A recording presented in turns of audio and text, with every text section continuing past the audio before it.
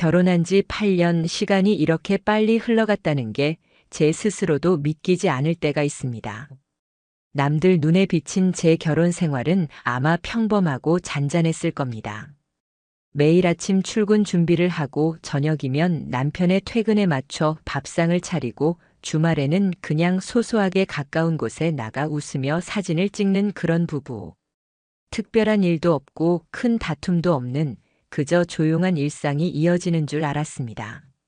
하지만 그 평범한 날들 속엔 작은 금이 서서히 번지고 있었습니다.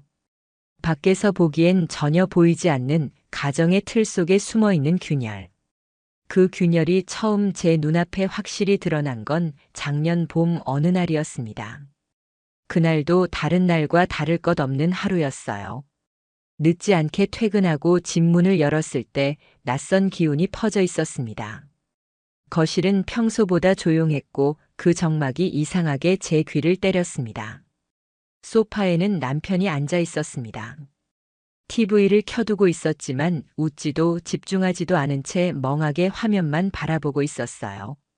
부엌에선 시어머니가 설거지를 하고 계셨는데 물소리 외에는 아무 소리도 들리지 않았습니다.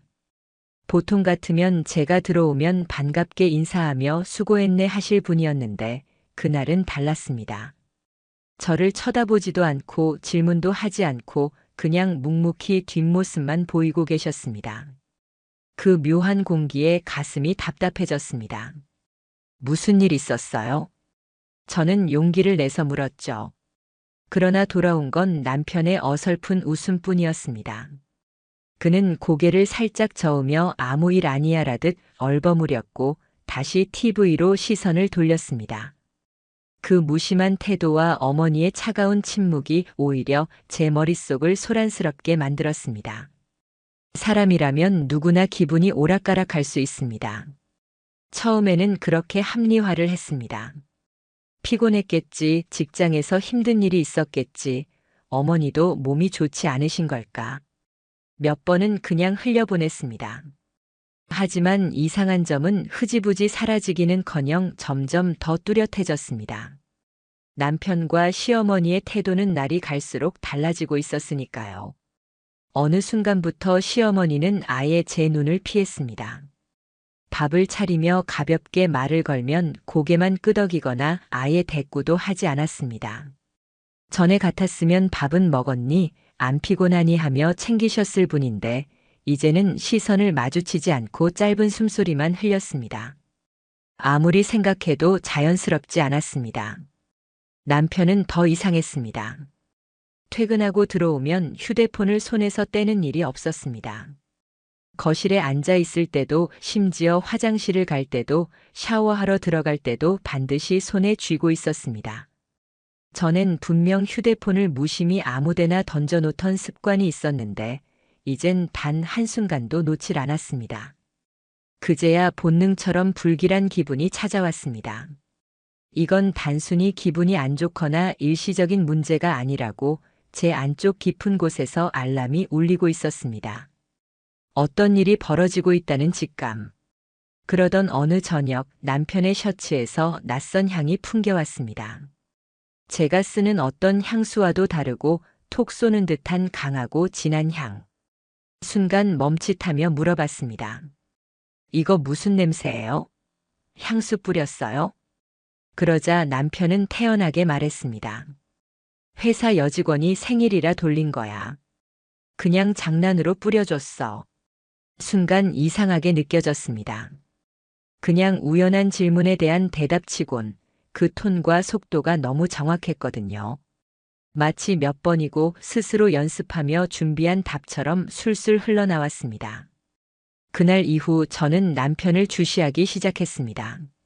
출퇴근 시간 몇 시에 들어오고 몇 시에 나가는지. 예전에는 늦으면 미리 연락하던 사람이 이제는 문자 한 줄조차 없이 시간을 흘려보냈습니다. 다녀온 흔적조차 엉성했습니다. 냉장고에 채워둔 맥주가 자꾸 사라지고 생명처럼 소중히 아끼던 넥타이 핀도 며칠 동안 보이지 않았습니다. 밤이 되면 남편은 늘 제게 등을 돌리고 누웠습니다. 대화조차 이어가지 않았습니다. 제가 한마디라도 붙이면 그는 피곤하다며 짧게 뱉고는 곧바로 눈을 감아버렸습니다. 같은 방, 같은 이불을 덮고 있지만 남처럼 느껴지는 거리. 그 변화는 너무나 명확했습니다. 그리고 더욱 낯설었던 건 시어머니의 눈빛입니다.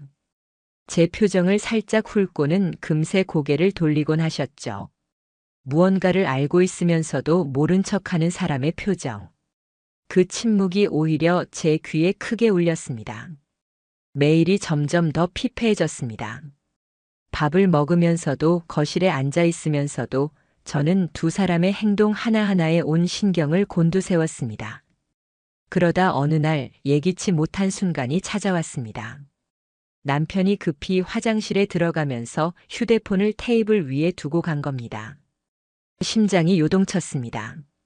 머릿속에서 수십 번 쌓은 생각이 현실로 다가왔던 순간.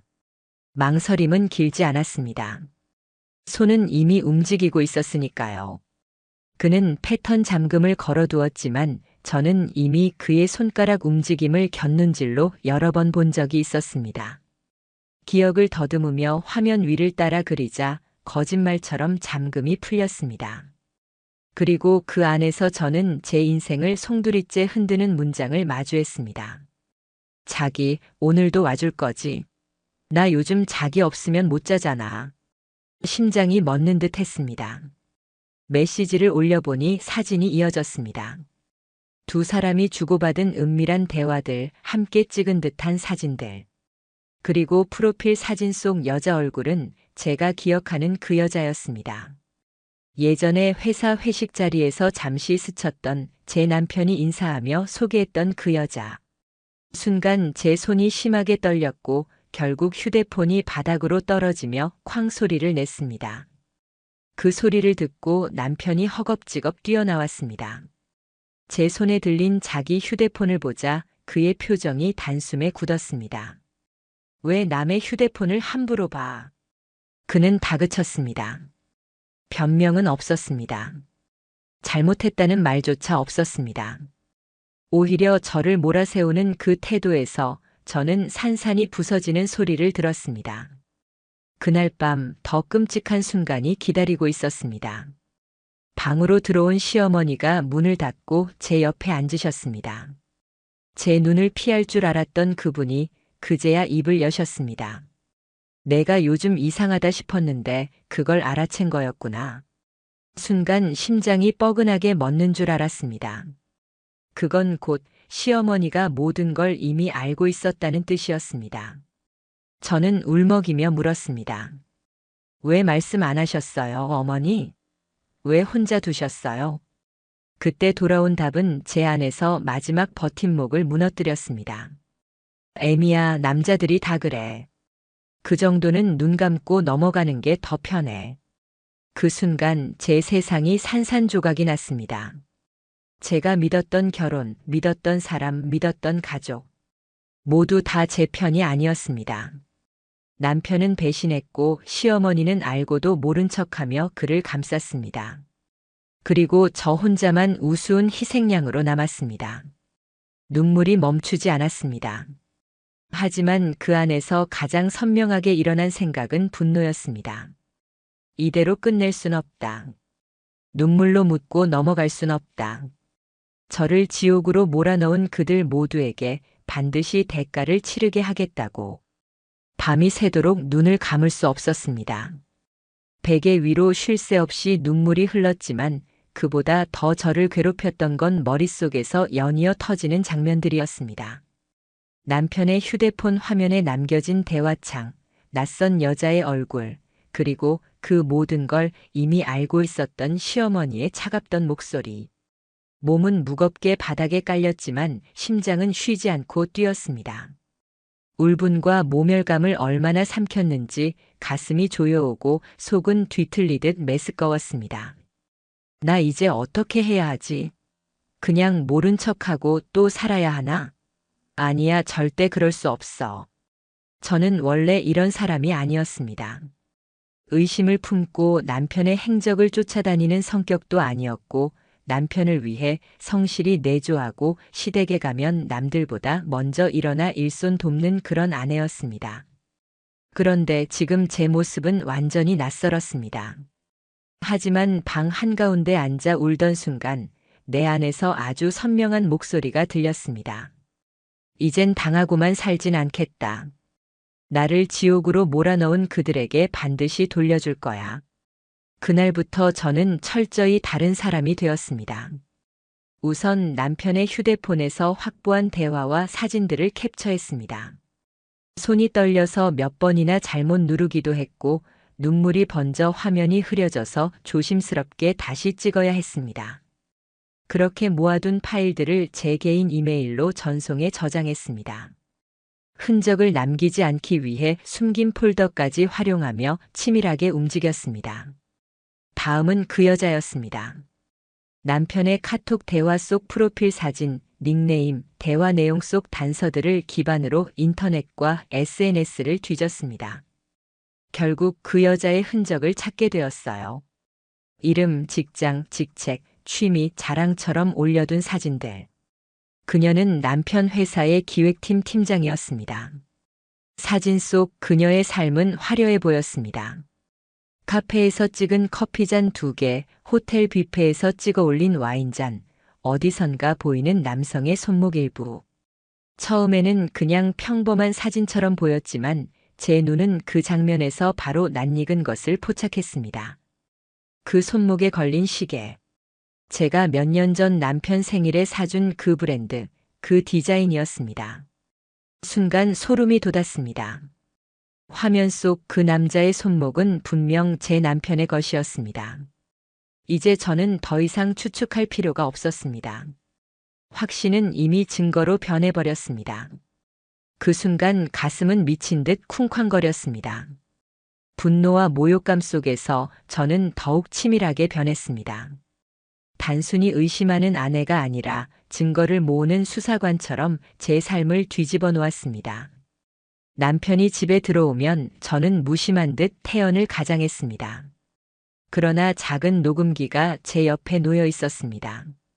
대화 중 중요한 대목은 몰래 녹음해뒀습니다.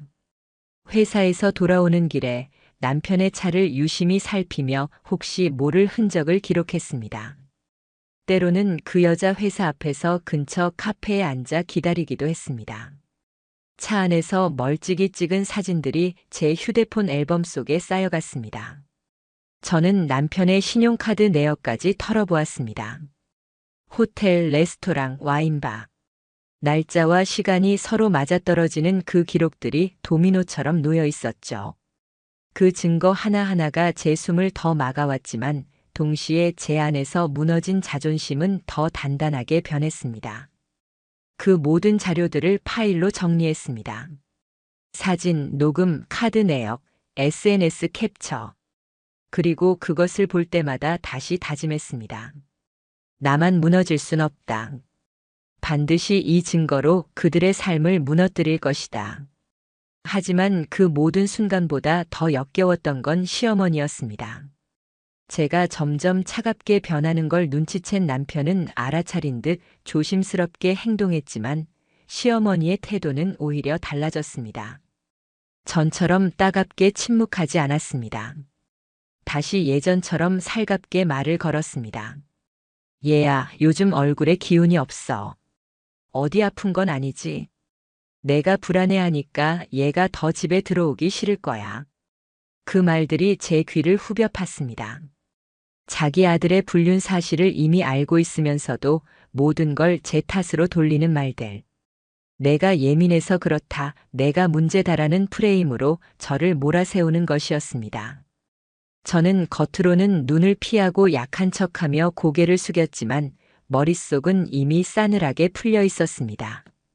그래, 이제 어머니도 공범이야.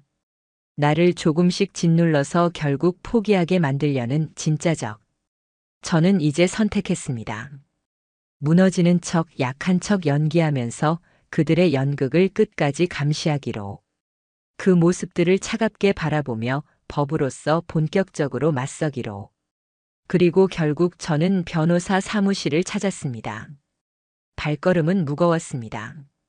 사무실 문 앞에 서 있는 제 손은 떨렸지만 한 번 들어서는 순간 제가 돌아설 수 없다는 걸 알았습니다. 책상 위에 파일을 펼쳐 보였습니다. 변호사님은 하나하나 자료를 확인했고 곱씹듯 말했습니다. 충분합니다. 상간자 소송 가능합니다. 이혼 소송과는 별개로 진행할 수 있겠네요. 그 말 한마디가 제 폐부 깊이까지 내려와 꽂혔습니다. 모든 게 무의미하게 무너진 줄 알았는데 제가 버틸 수 있는 법적인 무기가 손에 들어온 순간이었습니다. 그때 저는 단단히 깨달았습니다. 지금 제가 붙잡아야 할 건 가정이 아니라 제 삶입니다. 제가 떠나야 할 건 가정이라는 단어에 가려진 늪이었고, 이제 제가 걷는 길은 제 존재를 지키는 길이라는 걸요. 그러던 중 우연히 남편의 차 블랙박스 속에서 더 끔찍한 장면을 보게 됐습니다. 남편이 차에 그 여자를 태우고 제 생일 하루 전날 호텔 주차장으로 들어가는 장면이 담겨 있었습니다. 그리고 남편 손에는 케이크가 들려 있었습니다.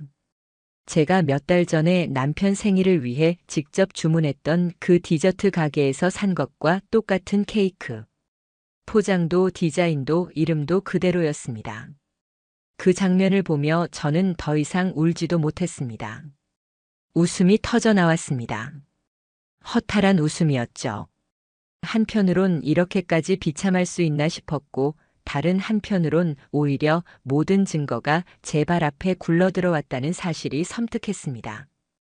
그리고 그날 밤 시어머니가 또 제 방문 앞에서 속삭였습니다. 얘야, 남자 일 하나로 인생 망치지 마. 그냥 눈 감아라. 내가 손해야. 저는 조용히 문을 바라봤습니다. 그리고 마음속에서 확고히 결심했습니다.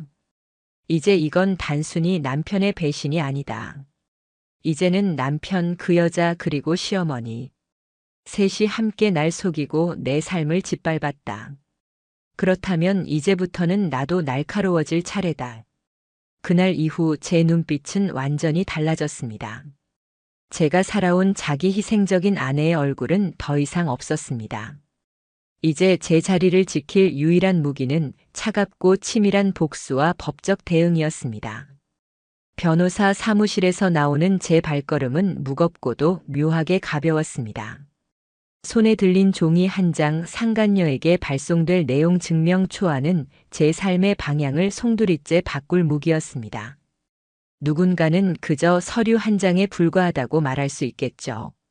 하지만 제겐 그 종이가 지금까지의 굴욕과 눈물로 얼룩진 시간들을 대신해 싸울 수 있는 창이자 방패였습니다. 서류를 들여다보는 동안 제 안에서 이상한 감정이 일어났습니다. 분노와 비참함이 뒤엉킨 상태에서 묘한 시원함이 터져 나왔던 겁니다. 그토록 억눌렸던 고통을 이제는 말할 수도 증명할 수도 있다는 안도감. 이제 더 이상 혼자가 아니란 안도감이 저를 지탱했습니다. 그러나 서류를 보내기 전 한 가지 마음에 맺혀 있던 게 있었습니다. 그 여자, 남편과 함께 제 인생을 무너뜨린 그 여자를 직접 눈으로 마주하고 싶었습니다. 무슨 얼굴을 하고 다녔는지, 어떻게 남의 가정을 그렇게도 대수롭지 않게 망가뜨렸는지 묻고 싶었습니다. 변호사님은 조심스러워했지만 결국 제 뜻대로 그녀의 회사 앞에서 조우를 시도하기로 했습니다. 퇴근 시간 무렵 저는 회사 앞 도로에 서 있었습니다. 손끝이 떨리고 땀방울이 이마에 맺혔지만 눈빛만큼은 차가웠습니다. 제 시선은 출입문을 고정했고 이내 문이 열리며 그녀가 나왔습니다. 화장이 잘 받쳐진 얼굴, 세련된 정장 차림, 하이힐 소리까지 당당했습니다. 마치 세상 모든 걸 가진 것처럼 빛나 보였습니다. 순간 제 자신이 왜 이토록 초라해졌는지 자조감이 밀려왔습니다. 하지만 곧 마음을 다잡았습니다. 아니야, 진짜 초라한 건 남의 것을 훔치고 숨는 사람들이지. 저는 차분히 그녀에게 다가갔습니다. 저 강현우 씨 아내예요. 잠시 시간 괜찮으세요? 순간 그 여자의 표정이 굳었습니다. 눈빛은 단칼에 흔들리더니 곧장 발걸음을 뒤로 물렸습니다. 말도 똑바로 못하고 황급히 택시를 잡아 타더니 그대로 떠나버렸습니다. 저는 거기 서서 숨을 고르며 확신했습니다. 그 반응만으로 충분했습니다. 죄책이 없다면 담대하게 부인할 수 있었겠죠. 하지만 피하지 못해 도망쳐버린 건 이미 스스로 인정한 것이나 다름없었습니다. 이틀 뒤 변호사를 통해 그녀의 회사와 자택으로 내용 증명이 정식 발송되었습니다. 이제는 절차상 공식적으로 상간녀라는 타이틀이 그녀 삶의 일부가 되기 시작한 겁니다. 그런데 저는 남편에게 이 사실을 말하지 않았습니다. 끝까지 아무것도 모르는 척했습니다. 여전히 무심하고 바보 같은 척 그들의 연극에 맞춰주기로 했습니다. 남편은 시치미를 떼며 휴대폰을 놓지 않았고 시어머니는 저를 계속 관찰하는 듯 했습니다. 그들의 가식적인 연극이 제 눈앞에서 벌어지고 있었죠.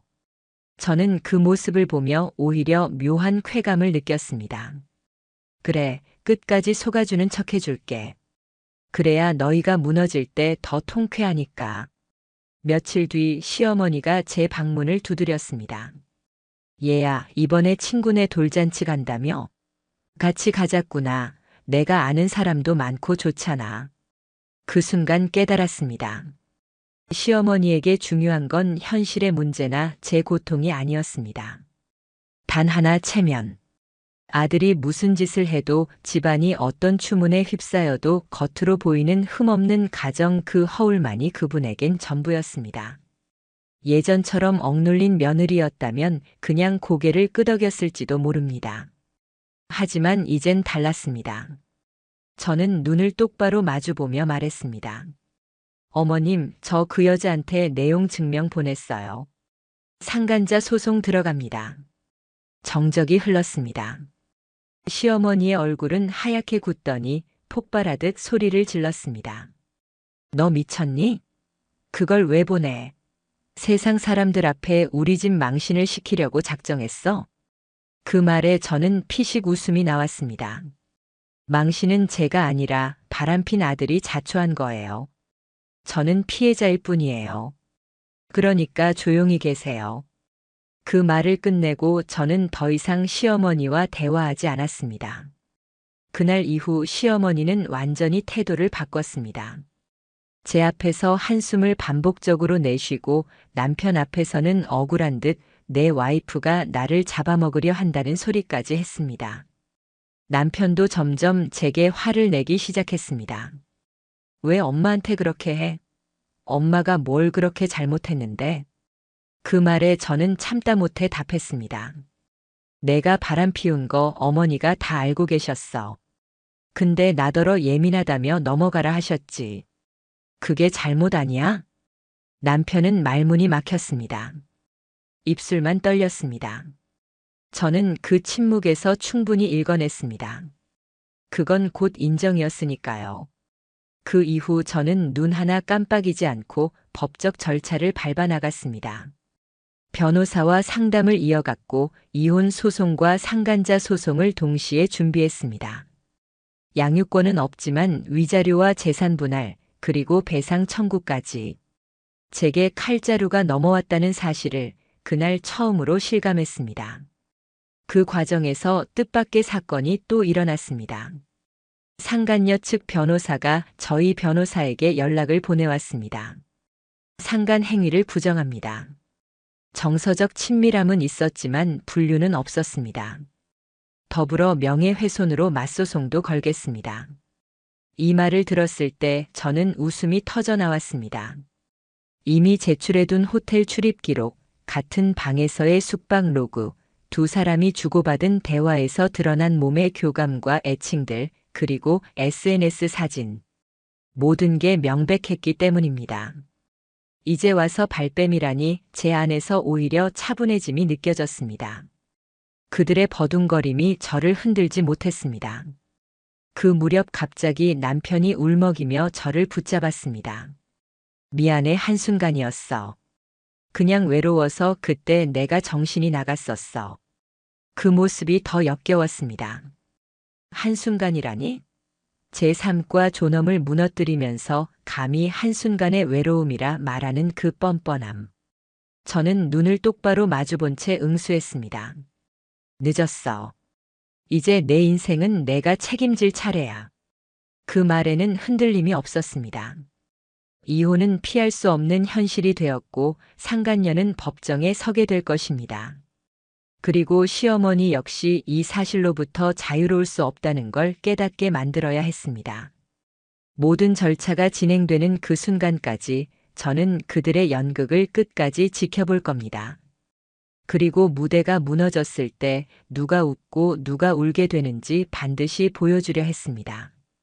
재판이 정식으로 접수된 후 법원에서 조정기일 통보서가 도착했습니다. 봉투를 받아드는 제 손은 떨렸습니다. 사무실에서 봉투를 뜯던 순간 제 안에서 수천 갈래의 감정이 뒤섞였습니다. 이제 진짜 끝을 보게 되는구나. 그 종이 위의 날짜와 시간이 제 삶의 도화선 같았습니다. 한때 가정이라는 이름으로 포장된 늪은 더 이상 저를 붙들지 못했습니다. 이제는 벗어나야 할 덫일 뿐이었습니다. 남편은 어느 순간부터 저와 말을 나누지 않았습니다. 출근도 퇴근도 피하듯 반복했고 같은 집에 살면서도 저를 투명인간 취급했습니다. 처음엔 씁쓸했지만 곧 편해졌습니다. 더 이상 그에게 기대할 것도 감정도 없었으니까요. 조정 기일이 다가오자 심장이 요동쳤습니다. 법원에 앉아 마주 앉은 네 사람, 저와 제 변호사, 상간녀와 그쪽 변호사, 그리고 조정위원의 말소리가 공기를 채웠습니다. 상간녀 측 변호사는 태연하게 입을 열었습니다.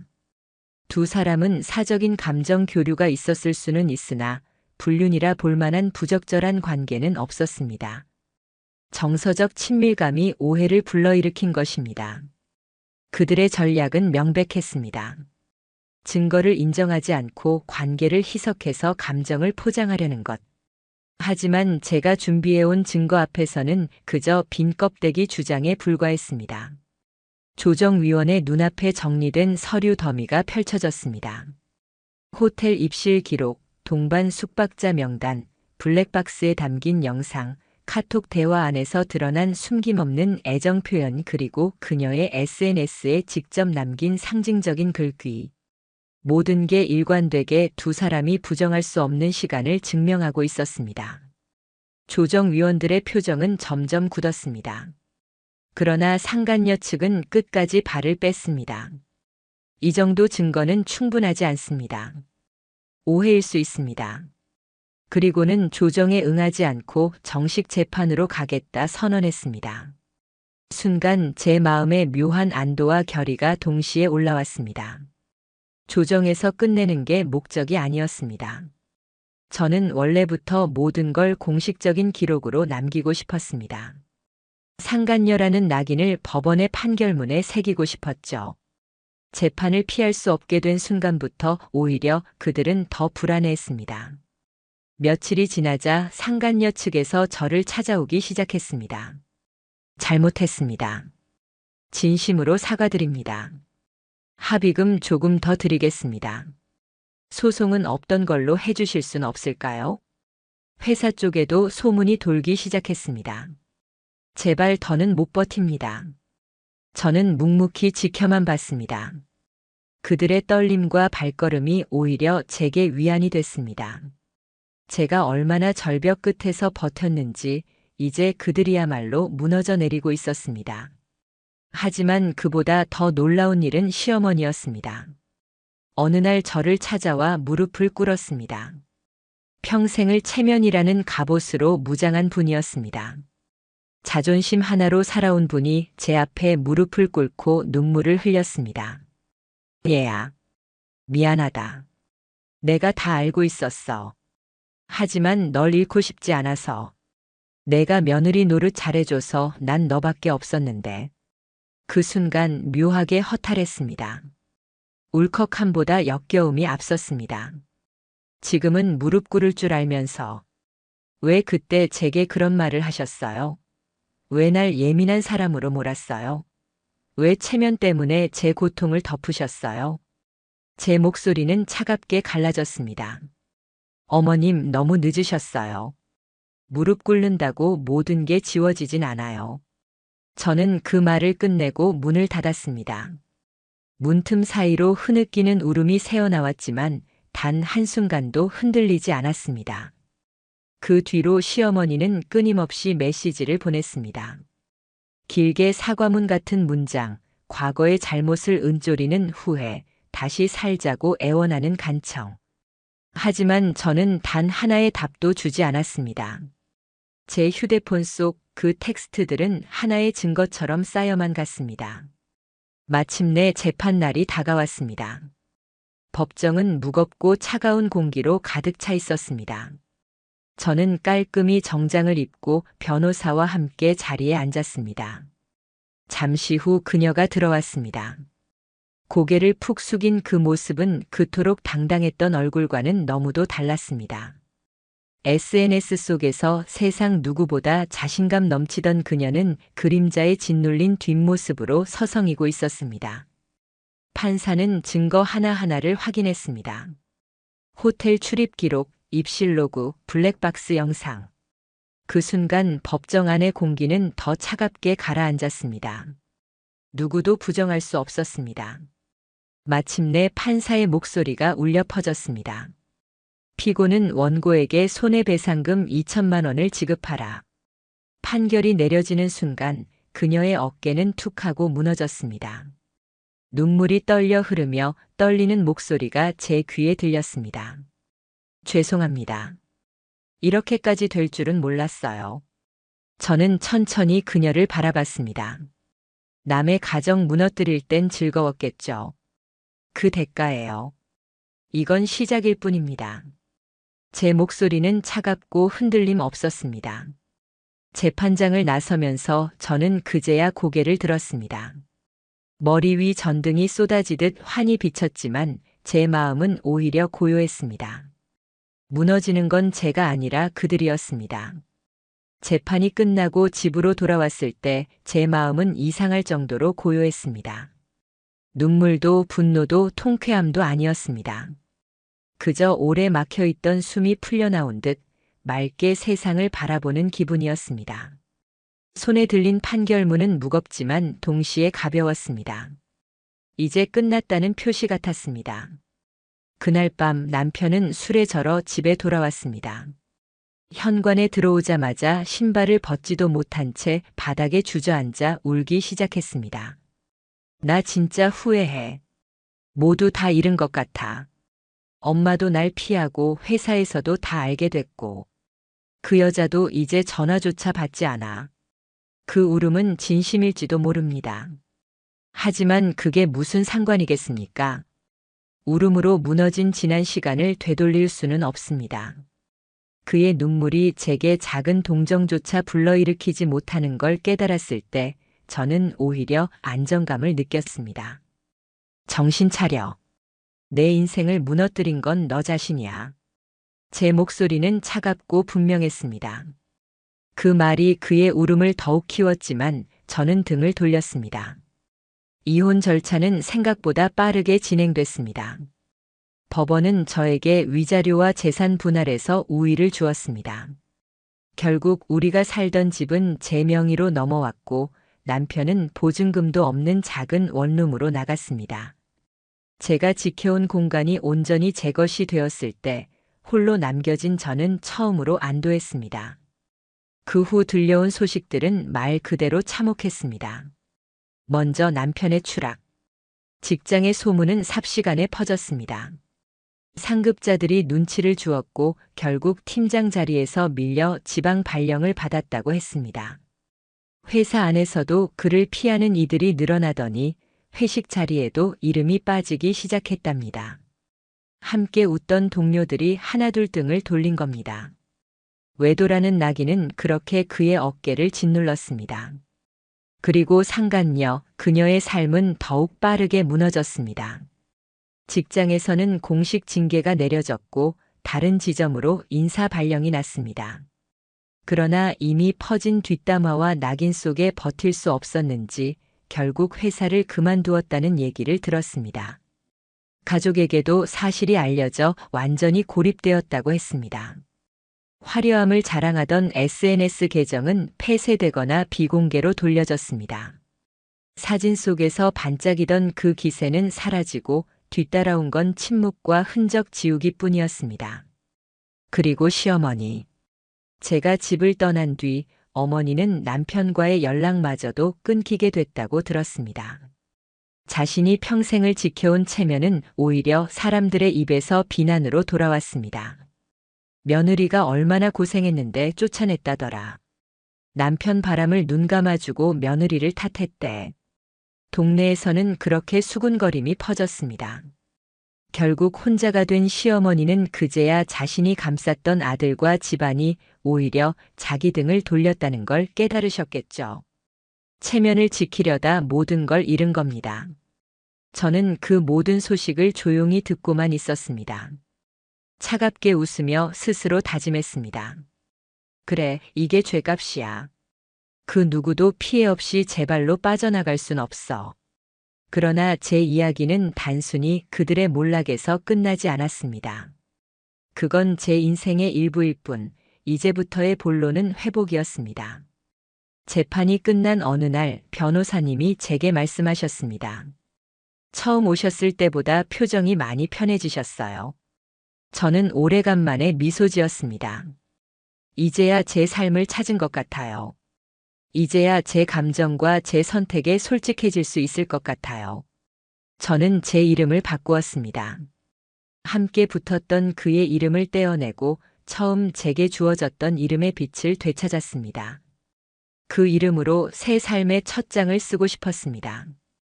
저는 일을 다시 시작했습니다. 집안일과 며느리로서의 책임에 매달렸던 시간을 뒤로 하고 제 경력을 되살렸습니다. 새로운 직장에서 낯선 사람들과 부딪히며 웃음도 다시 배우게 되었습니다. 거울 앞에 선 제 얼굴은 아직 상처투성이었지만 그 속에서 분명히 다시 반짝이는 눈빛을 발견했습니다. 이제 저는 숨기지 않습니다. 예전의 저였다면 불륜을 당했다는 사실이 부끄럽고 억울해 지워버리고 싶었을 겁니다. 하지만 지금은 다릅니다. 저는 스스로 말할 수 있습니다. 나는 당했다. 그러나 증명했고 끝까지 싸워 이겼다. 아무도 대신 싸워주지 않았습니다. 제 두려움과 고통을 나 외엔 감당해줄 이 없었습니다. 그러나 저는 버텼습니다. 그 자체로 이미 강하다는 걸 깨달았습니다. 이 이야기를 영상으로 남기고 싶었던 이유도 바로 그 때문입니다. 지금 어딘가에서 제 이야기처럼 침묵 속에 울고 있는 분들에게 전하고 싶습니다. 당신은 절대 약한 게 아닙니다. 약한 건 책임지지 않고 숨는 사람들입니다. 당신은 지금 싸우고 있습니다. 무너져도 울어도 버티고 있는 순간 이미 강한 사람입니다. 저는 이제 다시 삶을 씁니다. 제 이름으로, 제 힘으로. 그리고 더 이상 누구의 그늘에도 가려지지 않는 얼굴로 살아갑니다. 저는 결혼 2년차 38살입니다. 재혼이에요. 남편은 41. 전처와의 사이에 9살 된 아들이 하나 있죠. 우린 조용한 결혼식을 올렸습니다. 가족만 모셔서 사진도 없이. 서로에게 조심스러웠고 그래서인지 싸움 한 번 없이 시간이 흘렀어요. 남편은 나름 큰 건설 회사에 다닙니다. 출퇴근 일정이 꽤 유동적인 편이에요. 저는 전업주부로 지내고 있었고요. 처음엔 그게 참 고마웠어요. 피곤한 기색에도 집안일 돕고 아이가 올 땐 저보다 먼저 챙기고 이 사람이면 다시 믿어봐도 되겠다 싶었거든요. 그런데 그 평온함이 점점 무거워졌습니다. 말이 너무 없었어요. 밥 먹을 때도 TV 볼 때도 아무 말 없이 앉아있기만 했죠. 오빠 요즘 회사 어때? 똑같지 뭐. 대화는 늘 그렇게 끝나버렸어요. 아이도 그랬어요. 주말마다 오는 아이는 저를 이모라고 불렀고 저도 그 아이에게 뭔가 더 다가가기 어렵더라고요. 서로 조심하는 관계. 그게 나쁘다고 생각하진 않았지만 그렇다고 편하지도 않았어요. 하루는 아이가 제 앞에서 그랬어요. 우리 엄마는 김치 못 담가. 이모는 잘하네. 그 말에 남편이 괜히 정색을 하더라고요. 말 조심해, 상우야. 이상했죠. 아무 말 아닌데 그렇게 민감하게 반응할 일인가 싶었거든요.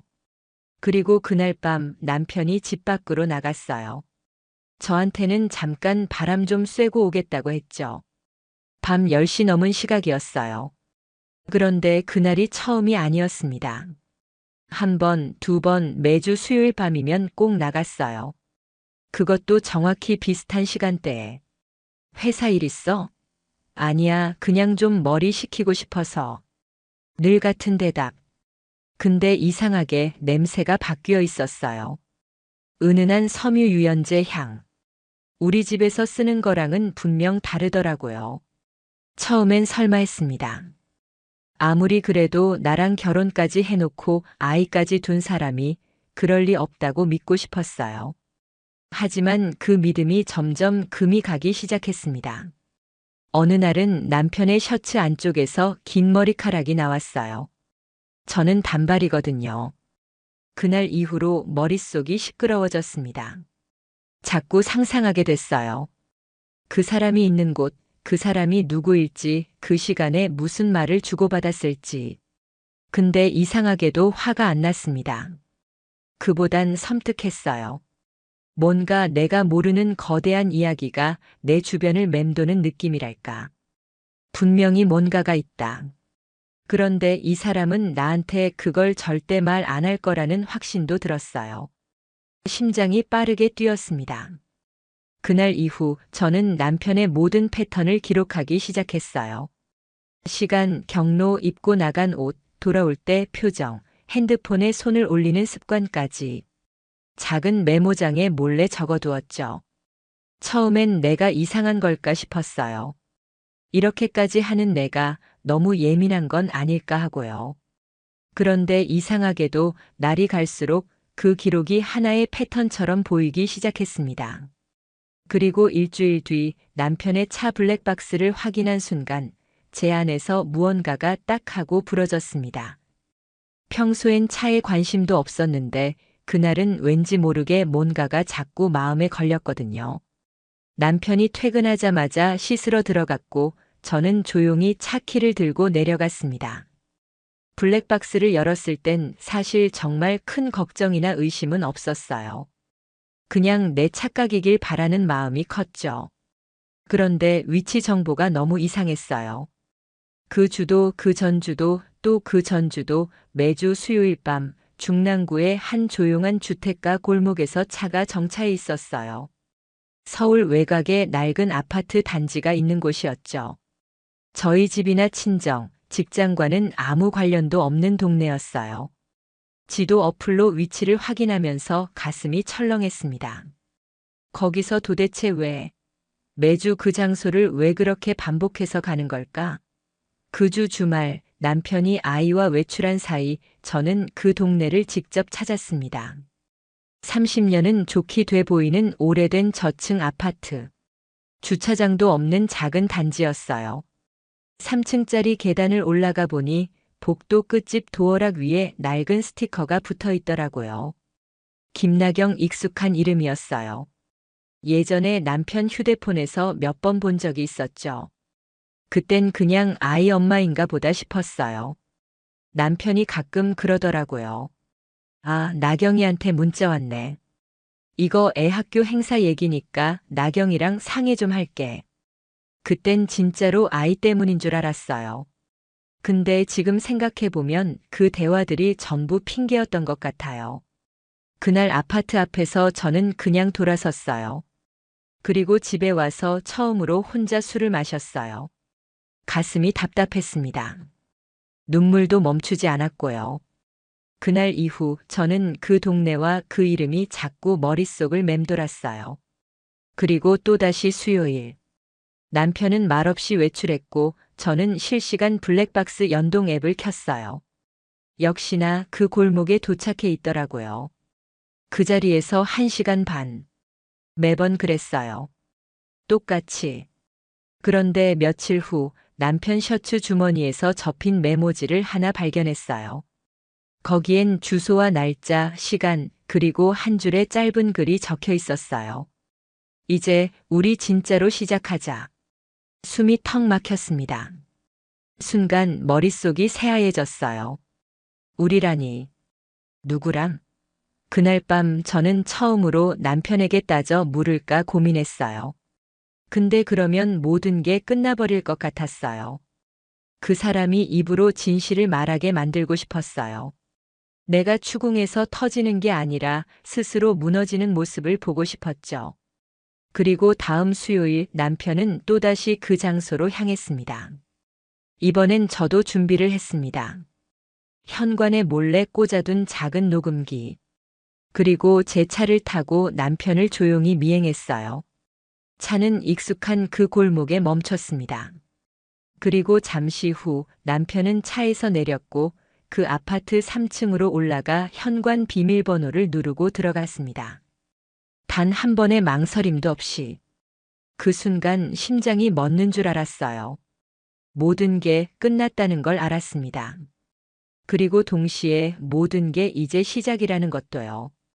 그날 이후 제 안에 무언가는 확실히 바뀌었습니다.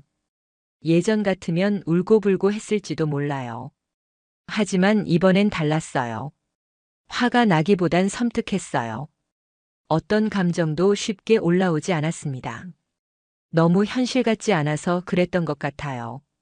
지금 이게 진짜 내 인생이 맞나? 그날 밤 남편은 아무 일도 없었다는 듯 평소처럼 집에 들어왔습니다. 냉장고 문을 열고 물을 꺼내 마시고 샤워를 하고 침대에 누웠어요. 저는 그런 그 사람을 조용히 지켜봤어요. 이젠 확실해졌습니다. 그 사람은 이중 생활을 하고 있었어요. 그런데 저는 그보다 더 끔찍한 가능성을 떠올렸어요. 혹시 위장이혼? 전처와 이혼한 척만 하고 실제로는 다시 함께 살고 있는 건 아닐까? 단순한 바람이면 죄책감이라도 있을 텐데 저 사람에겐 그게 없었어요. 너무 자연스러웠거든요. 이건 그냥 외도가 아니라 두 번째 인생처럼 보였어요. 그날 밤부터 저는 남편의 책상과 옷장, 차 안, 가방 속을 뒤지기 시작했습니다. 그리고 3일 후 그 증거를 찾았습니다. 등기 계약서 복사본. 주소는 중랑구. 소유자란에는 남편 이름. 그 아래 보증인 란에 적힌 이름 김나경. 손이 덜덜 떨렸습니다. 숨이 제대로 쉬어지지 않았어요. 두 사람은 집을 함께 계약했습니다. 말 그대로 현실에선 부부였던 거죠. 그 사람은 이미 다른 삶을 살고 있었어요. 저 없이 저 모르게. 순간 온몸에 전율이 흘렀습니다. 그제야 그 모든 게 이해가 됐어요. 매주 수요일 사라지는 이유, 아이 문제로 계속 연락한다는 핑계, 늘 피곤하다는 말들까지도. 이제 의심이 아니라 확신이었습니다. 하지만 저는 당장 대면하지 않았어요. 그렇게 하면 그냥 싸우고 끝나는 거잖아요. 그걸로는 안 됐어요. 제가 원하는 건 그 사람을 끝장내는 거였으니까요. 그래서 저는 일부러 무너진 척하기로 했습니다. 그날 이후 남편 앞에서는 자주 한숨 쉬고 멀쩡한 식탁 앞에서도 혼잣말을 했어요. 내가 좀 이상한가 봐. 요즘 계속 불안해. 오빠, 나 병원 한번 가봐야 할까? 남편은 의외로 태연했어요. 오히려 편해 보였죠. 얘가 눈치 못 챘구나 싶었을 거예요. 저는 남편이 그런 착각을 계속하길 바랐어요. 그래야 제가 더 깊이, 더 치밀하게 움직일 수 있으니까요. 그리고 동시에 나경의 정보를 수집하기 시작했습니다. 우선 그 아파트 이름으로 맘카페를 검색했어요. 중랑구 XX 아파트 맘모임 글 몇 개 읽다 보니 익숙한 닉네임이 보이더라고요. 나나만 88 사진도 있었어요. 그리고 아이 학교에 가져갈 김밥 후기, 이사 오고 첫 김장 같은 글들이 올라와 있었죠. 글마다 반응도 좋았고 동네 사람들과도 활발하게 어울리는 분위기였어요. 그 모습을 보는데 웃음이 났어요. 진짜 비웃음이요. 도둑질한 삶을 저렇게 자연스럽게 꾸려가고 있었어요. 남편은 바보였어요. 나를 속이고 있다고 생각했겠지만 사실 가장 많이 드러나 있던 건 자기 자신이었거든요. 그날 밤 저는 핸드폰 녹음 기능을 켜고 나경의 맘카페 글들을 천천히 읽어내려갔어요. 목소리는 최대한 평온하게 깔았죠. 중랑구 XX 아파트 나나만 88님, 남편과 위장 이혼 후 동거하며 불법적으로 가족 행세 중입니다. 그리고 그 파일을 익명 계정으로 아파트 맘카페에 업로드했어요. 올리고 나서도 손이 떨렸어요. 심장이 쿵쿵 뛰었고 머릿속은 텅 빈 것 같았어요. 하지만 후회는 없었어요. 절대로. 그날 이후 모든 게 조금씩 흔들리기 시작했습니다. 제보를 올리고 나서 이틀이 지났습니다. 아무 연락도 반응도 없었어요. 남편도 평소처럼 출근했고 그 아파트 맘카페도 잠잠해 보였죠. 그런데 이상하게도 조용한 게 더 무서웠습니다. 그날 밤 남편이 갑자기 말했어요. 요즘 회사에서 이상한 말이 돌아. 무슨 말? 누가 우리 팀 윤리 위반 신고했대. 누군지 모르겠는데 익명으로. 저는 놀란 척 고개를 갸웃했어요. 신고? 왜? 그게 나경이랑 엮인 얘긴데 좀 이상해. 그 순간 가슴이 철렁했습니다. 이름을 굳이 거론할 정도면 이미 그들 주변엔 균열이 시작된 거예요. 혹시 나경 씨가 올린 거 아냐? 제가 슬쩍 던지자 남편 표정이 순간 굳어졌습니다. 그럴 리가 없지, 아니겠지. 그 말이 확신이 아니라 스스로를 납득시키려는 듯 들렸어요. 그날 이후 남편은 자꾸 나경과 거리 두려는 태도를 보였습니다. 수요일에도 나가지 않았고 퇴근 후 집에 일찍 들어오기도 했죠. 그렇지만 이미 늦었어요. 한번 흔들린 신뢰는 다시 돌아오지 않거든요. 그러던 중 맘카페에 위장이혼 실체 폭로라는 게시글이 공유됐습니다. 익명 계정으로 작성된 글이지만 내용은 내가 올린 그 제보와 똑같았어요. 중랑구 XX 아파트에 사는 남모 씨, 이혼 서류상은 독신이지만 사실상 남편과 동거 중. 아이를 핑계로 공동생활을 이어가며 현 배우자 기망 중. 조회수는 순식간에 1천을 넘겼고 댓글은 수십 개가 달렸습니다. 진짜야? 너무 충격적인데 나 그 집 여자 봤어. 그런 사람 같진 않았는데 만약 진짜면 법적으로 문제 있는 거 아냐? 확산은 멈추지 않았습니다. 그로부터 하루 뒤 남편은 퇴근 후 바로 방에 들어가 문을 잠갔습니다. 그리고 한참 동안 나오질 않았어요. 문틈으로 들려오는 소리는 낮게 떨리는 통화 목소리. 나도 몰랐어. 지금은 그게 중요한 게 아니잖아. 다음 날 아침밥을 먹던 남편이 제게 뜬금없이 물었습니다. 혹시 요즘 이상한 일 없었어? 글쎄, 특별한 건 없는데? 왜? 그냥 누가 우리 뒤를 캐는 것 같아서. 저는 눈을 깔고 말했습니다. 설마 전처 때문은 아니겠지? 아니야. 그런 얘기 아니야. 하지만 그의 눈빛은 분명 흔들리고 있었어요. 그날 밤 저는 나경의 SNS 계정을 확인했습니다. 얼마 전까지만 해도 잘 올라오던 피드가 며칠째 멈춰 있었습니다. 댓글에는 이런 말도 있더군요. 언니 괜찮아요? 연락 두절이라 걱정돼요. 그제야 느꼈어요. 제보가 도착한 건 단지 정보의 전달이 아니었어요. 관계를 흔드는 시작점이었죠. 그리고 그 불씨는 두 사람 사이에 금이 가도록 만들고 있었습니다. 시간이 지날수록 남편은 점점 더 예민해졌고 나경은 연락을 피하는 듯 조용해졌어요. 그러던 어느 날 남편이 퇴근하자마자 소파에 앉더니 머리를 감싸 쥐고 중얼거렸습니다. 나경이랑 뭔가 이상해. 요즘 연락도 안 되고 예전 같지가 않아. 무섭다고도 하고. 그 말을 듣는 순간 심장이 빠르게 뛰었습니다. 그들은 서로를 의심하고 있었어요. 그리고 저는 그 의심을 조용히 부추기고 있었습니다. 그 순간 깨달았어요. 이건 이제 나만의 싸움이 아니에요. 이건 세 사람 사이에 감춰진 전선이었고 서로가 서로를 감시하는 심리전이 시작된 거였습니다.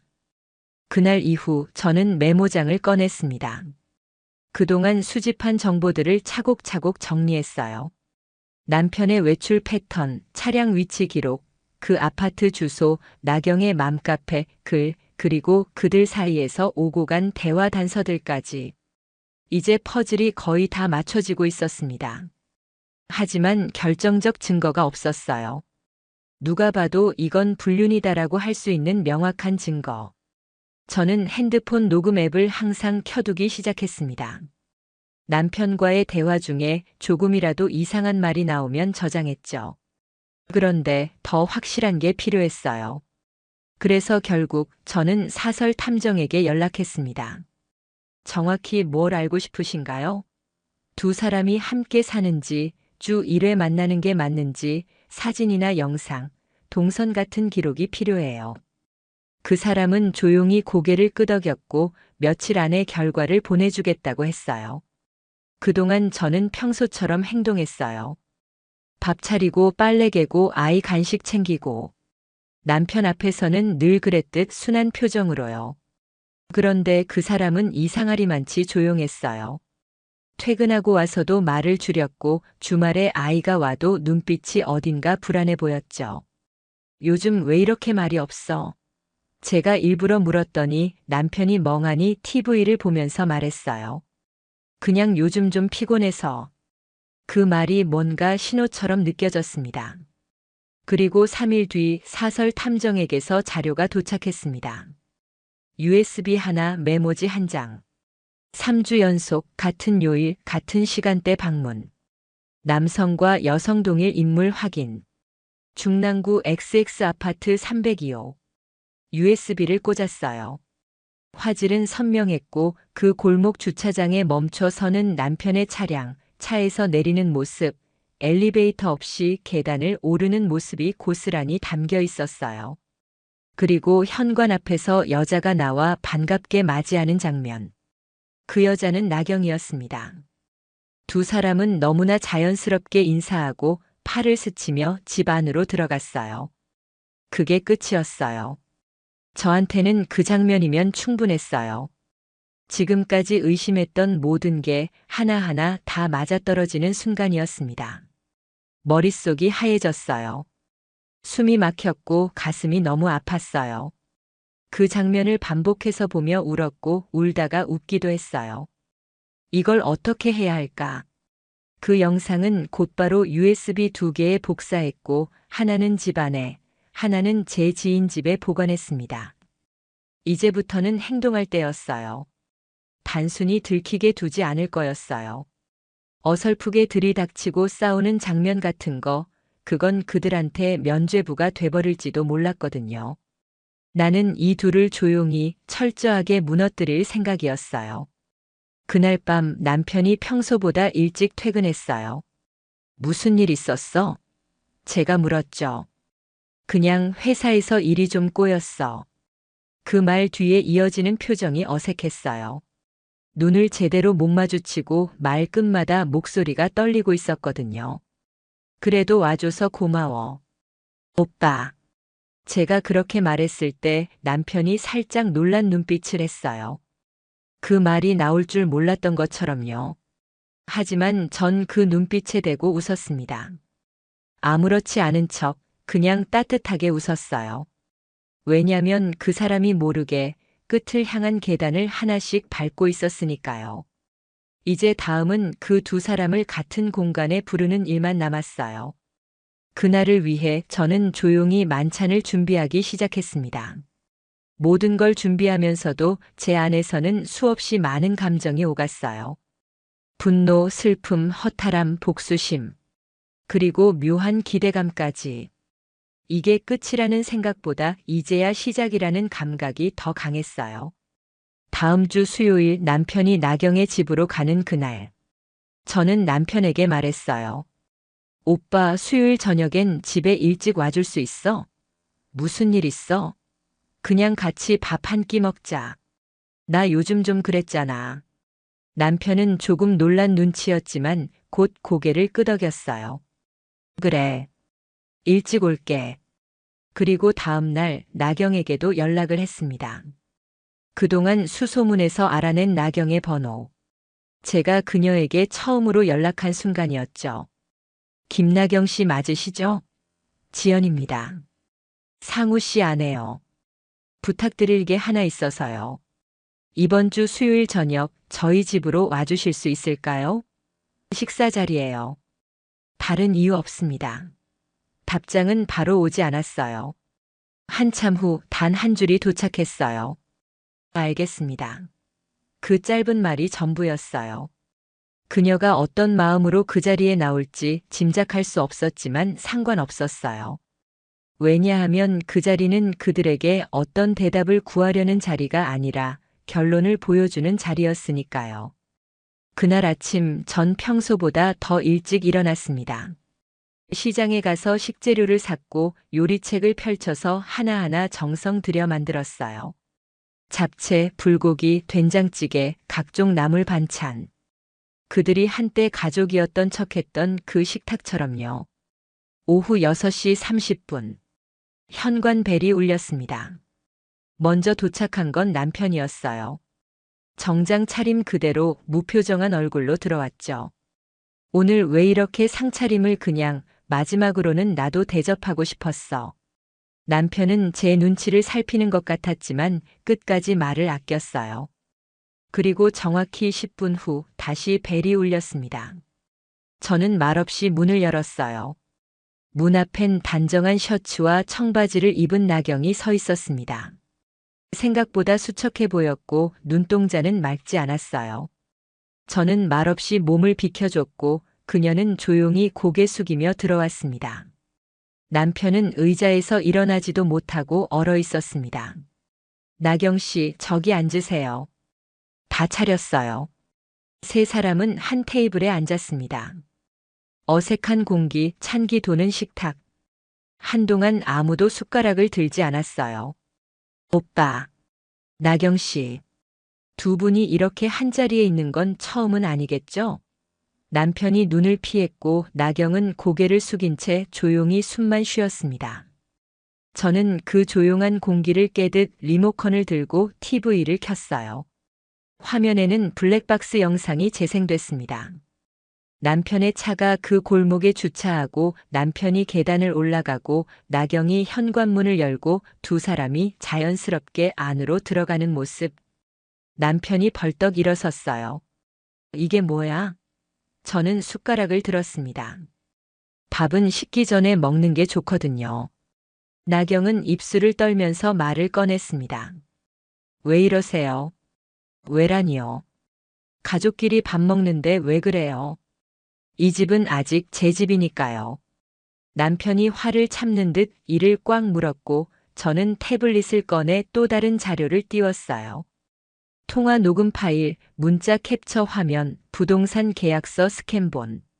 그리고 말했어요. 이걸 공개할 생각은 없어요. 단 제가 사라지지 않는 한.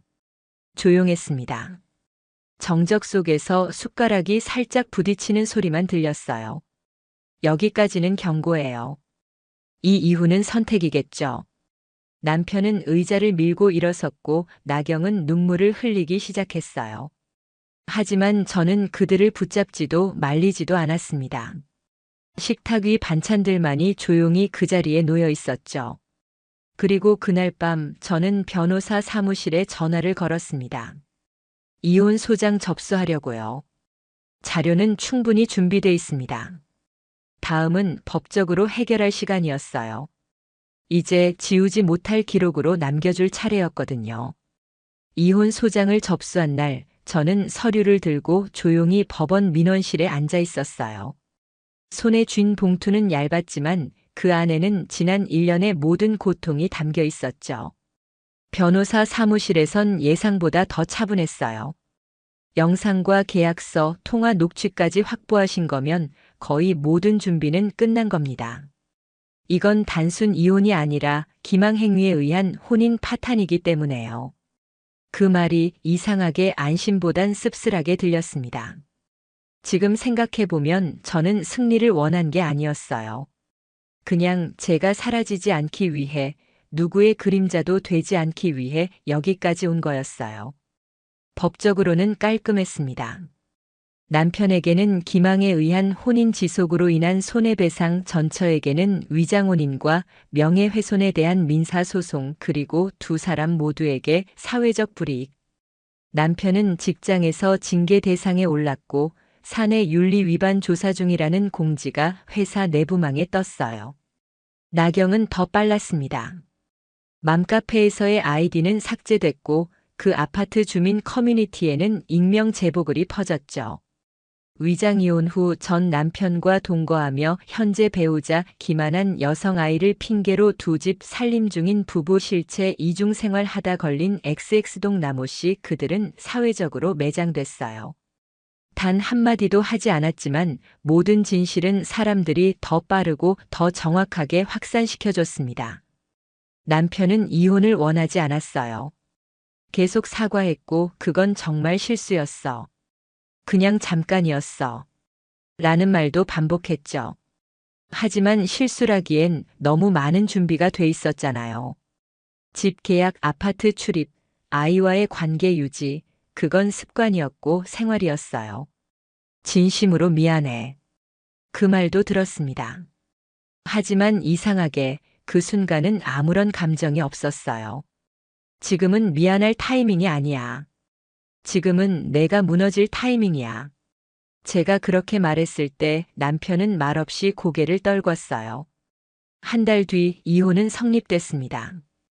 재산은 반반으로 나눴고 아이에 대한 양육권은 남편이 포기했습니다. 지연아, 너 진짜 냉정한 사람이구나.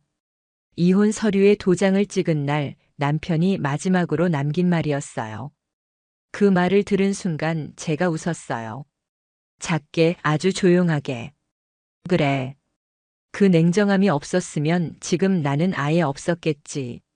나경은 그 이후 지방으로 내려갔다는 소문이 들렸습니다. 학교를 바꿨고 직장도 정리했다고 하더군요. 누가 봐도 도망처럼 보였어요. 그들이 어떻게 살든 이젠 더 이상 궁금하지 않았어요. 다만 하나. 저는 그들에게 이 말을 남기고 싶었어요. 나는 당신들보다 나약하지 않았어요. 그걸 보여주는 게 이 싸움의 유일한 의미였어요. 그리고 모든 정리를 끝낸 후 저는 집을 정리했습니다. 작고 조용한 도시로 이사했고 새 이름으로 커피숍을 열었습니다. 고요한 음악과 따뜻한 커피향이 가득한 공간. 그 안에서 저는 매일 같은 자리에 앉아 손님들의 이야기를 듣고 조용히 웃어요. 그 사람들과 함께했던 시간은 더는 분노도 상처도 아니에요. 그건 그냥 한 권의 책처럼 닫히는 순간까지 정리한 기억일 뿐이에요. 그리고 언젠가 그들도 그걸 알게 되겠죠. 이 싸움에서 이긴 사람이 아니라 끝까지 버틴 사람이 누구였는지를. 요즘 제 일상은 단순해요. 아침엔 물을 끓이고 점심엔 커피를 내리고 저녁엔 라디오를 틀어놓고 앉아 있어요. 창밖엔 늘 같은 골목, 같은 산 그림자가 드리우고요. 그 안에서 저는 조금씩 무뎌지고 있습니다. 한때 제 삶을 뒤흔든 사람들. 그들의 근황을 궁금해한 적도 있었지만 지금은 그래요. 알 필요 없다고 생각해요. 그들의 이름이 뉴스에 오르내리는 것도 아니고 누가 날 대신에 복수해주는 것도 아니니까요. 그저 조용히 사라졌겠죠. 아무도 책임지지 않으며 익숙한 방식으로. 하지만 상관없어요. 이제는 예전엔 늘 누군가의 무엇으로 살았어요. 아내, 며느리, 엄마, 그런 역할들 속에서 제 이름은 희미해졌죠. 그래서 더 집착했는지도 몰라요. 그 사람과의 결혼 생활에, 그 가짜 가족 안에 제가 뭔가라도 되는 것 같았거든요. 하지만 결국 거기서 살아남은 건 제 역할이 아니라 제 의지였단 걸 깨달았어요. 가끔 그런 생각을 해요. 내가 그때 모른 척 했다면 어땠을까? 정말 몰랐더라면 지금쯤 어떤 삶을 살고 있었을까? 그러면 또 다른 의문이 떠올라요. 그게 더 행복했을까? 정말 몰랐으면 괜찮았을까? 답은 없어요. 그렇지만 적어도 지금의 나는 스스로를 속이지 않아요. 거울 속 제 얼굴을 보며 말할 수 있어요. 그래, 넌 그때 제대로 마주했고 제대로 끝냈어. 어떤 사람은 말해요. 이제 자유로워졌잖아요. 새로 시작하면 되죠. 하지만 그 자유라는 것도 가볍지만은 않아요. 가끔은 공허해요. 누군가에게 복수하고 난 뒤 찾아오는 조용한 적막이요. 분노로 버텼던 시간 뒤에 남은 건 오히려 한기가 돌았거든요. 그래도 그 시간을 지나서 제가 배운 게 하나 있어요.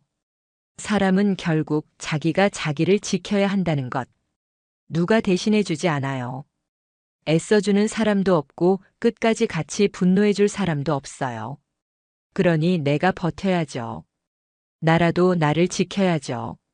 지금 제 삶이 완벽하다고 말하진 못하겠어요. 그래도 매일 창문을 열고 커피 향을 느끼고 조용히 책을 읽는 이 평범한 일상이 예전 그 모든 날보다 훨씬 단단하다고 느껴요. 아무 일 없는 하루가 가장 값진 복수라는 걸 이제야 알게 됐어요. 그리고 마지막으로 그날 이후 단 한 번도 잊지 않았던 한 문장. 사랑은 아니었어. 그저 나를 지우지 않으려 악착같이 살아낸 시간이었을 뿐. 저는 40을 앞둔 평범한 직장인이었습니다. 회사에서는 대리로 일하고 있고 아내와는 결혼한 지 7년째였습니다. 아들이 하나 있었고 초등학교 3학년이었어요. 누구보다도 제 가족을 사랑한다고 자신 있게 말할 수 있었어요. 아내가 뭘 하든 믿었고 의심한 적이 없었죠. 특히 아이 관련한 부분은 전적으로 아내가 챙기도록 했습니다. 맞벌이라 서로 바쁘다 보니 역할 분담을 했거든요. 저는 돈 벌어오고 아내는 가정과 아이를 챙기는 그런 식이었어요. 매달 제 통장에서 일정 금액이 빠져나갔습니다. 아들 학원비였죠. 영어, 수학, 미술까지 3가지 학원에 다닌다고 했고 그 금액만 해도 월 120만 원이 넘었어요.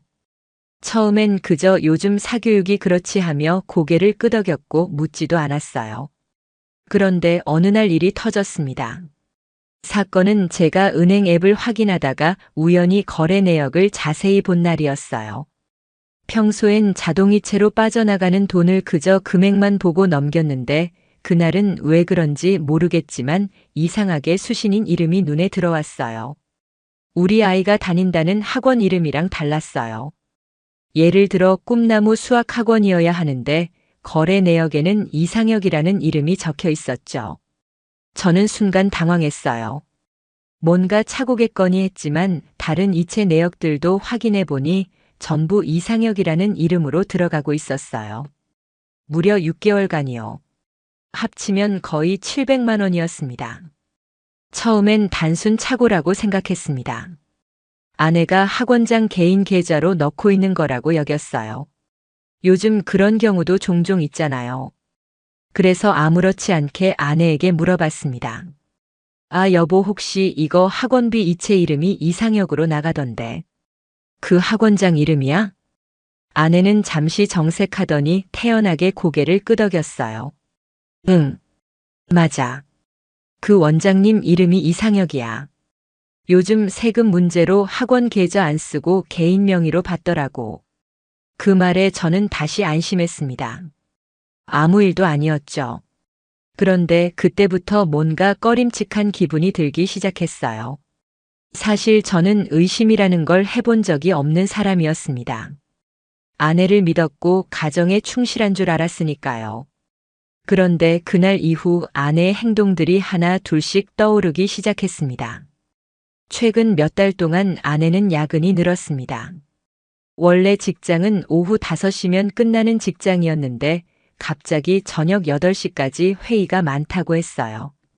일주일에 2~3번은 늦게 들어왔고 때로는 회식도 생겼다고 했어요. 그런 날은 꼭 샤워를 2번 하더라고요. 들어오자마자 샤워하고 다음날 아침에도 또 하니까요. 저는 그때까지도 그게 의심스러운 행동이라는 걸 몰랐습니다. 그냥 피곤해서 그럴 거라고 생각했어요. 그런데 거래 내역을 다시 보고 나니 하나하나 다 수상하게 느껴지기 시작했어요. 결정적인 건 어느 날이었습니다. 아내가 휴대폰을 식탁 위에 놓고 화장실에 간 사이였어요. 저는 일부러 보려던 건 아니었지만 화면이 켜져 있었고 카카오톡 미리 보기 알림이 떴습니다. 자기야, 오늘도 고마워. 생활비 때문에 마음 쓰였는데 정말 든든해. 발신인은 이상혁. 그 순간 저는 숨이 막혔습니다. 온몸에서 식은땀이 났고 손이 부들부들 떨렸습니다. 화면을 더 보려 했지만 아내가 돌아오는 소리에 급하게 휴대폰을 다시 내려놓았습니다. 아무렇지 않은 척했지만 머릿속은 백지장이 되어 있었어요. 그날 밤은 거의 잠을 이루지 못했습니다. 다음날 출근을 했지만 일에 집중이 안 됐어요. 머릿속엔 이상혁. 그 이름 세 글자만 맴돌았습니다. 아내가 학원 원장이라고 했던 그 이름. 그런데 왜 그런 말을 보냈을까요? 생활비. 자기야. 고마워. 이런 단어들이 왜 학원장 입에서 나오는 걸까요? 저는 점심시간에 조용히 학원 이름을 검색해 봤습니다. 우리 아들이 다닌다는 학원. 그런데 검색 결과는 전혀 다르게 나왔어요. 학원 이름은 존재했지만 학원장은 전혀 다른 사람이었어요. 이름도 이상혁이 아니었습니다. 그 순간 저는 확신했어요. 이건 단순한 오해가 아니구나. 아내가 거짓말을 하고 있었던 거예요. 그날 저녁 저는 퇴근하고 아무 말 없이 집에 들어갔습니다. 아내는 여느 때처럼 저녁을 차려놓고 있었고 아이는 TV를 보고 있었어요. 저는 평소처럼 밥을 먹었고 아무 말도 하지 않았어요. 속이 뒤집히는 것 같았지만 일단 증거를 모아야겠다고 생각했습니다. 그날 밤 저는 아내가 잠든 후 몰래 휴대폰을 보려 했습니다. 그런데 아내는 항상 잠금 설정을 걸어놨고 지문도 인식 안 되도록 설정해 놨더라고요. 실패했습니다. 하지만 포기하지 않았어요. 대신 집에 있는 노트북을 열어봤습니다. 아내는 구글 계정을 노트북에 연동해 놨고 크롬 자동 로그인도 되어 있었습니다. 그걸 이용해 아내의 이메일과 구글 드라이브를 확인했습니다. 거기서 저는 믿을 수 없는 것들을 봤어요. 아내가 이상혁이라는 남자와 주고받은 메일. 심지어 그 남자의 생활비 내역. 아내가 렌트카 계약서에 도장을 찍은 스캔 파일. 차량 렌트 비용을 아내가 대신 납부해주는 정기이체 설정. 모든 게 정리된 엑셀 파일까지 있었습니다. 정신이 나갈 것 같았어요. 이게 말이 됩니까? 우리 아들 학원비라고 매달 빠져나가던 그 돈. 그게 전부 어떤 백수 남자의 생활비였다니요. 제가 피땀 흘려번 월급에서 매달 120만 원씩을 그 남자의 밥값과 월세로 쓰고 있었다는 사실에 분노가 치밀어 올랐습니다. 그날 이후 저는 아내를 전혀 다른 눈으로 보게 되었어요. 매일 밤 거짓말을 하고 다니고 있다는 걸 알면서도 모른 척해야 하는 제 자신이 너무나 비참했습니다. 당장 들이닥쳐 따지고 싶었지만 참았어요. 확실한 증거를 모두 수집한 다음에 결정적인 순간에 폭로하려 했어요. 아내는 아무것도 모른 채 여전히 집안일을 하고 아이를 챙기고 있었습니다. 가짜 웃음, 가짜 관심, 그리고 가짜 가족. 제 삶은 순식간에 가면극이 되었어요. 그날 이후로 저는 이혼을 결심했습니다. 하지만 막무가내로 들이닥치는 방식은 피하고 싶었어요. 철저하게, 완벽하게, 증거를 수집해서 단 한마디 반박조차 못하게 만들고 싶었습니다. 그러기 위해서는 제가 아내가 누구와 무엇을 하는지 정확히 알아야 했어요. 학원비가 빠져나간다는 명목으로 이상혁이라는 남자에게 돈을 보내고 있었다는 건 확인했지만 그 돈이 정확히 어떻게 쓰이고 있었는지 그들의 관계가 얼마나 오래됐는지는 아직 알 수 없었기 때문이죠. 첫 번째로 한 일은 아내의 카카오톡 백업 복원 시도였습니다. 다행히 아내는 백업 설정을 자동으로 해놨고 저는 노트북으로 접근할 수 있었습니다. 일부 메시지는 복원됐고 저는 그 안에서 여러 장의 사진과 대화 내용을 찾았습니다. 문제의 남자와 함께 찍은 커플 셀카, 놀이공원 데이트 사진, 모텔 간판이 찍힌 투샷.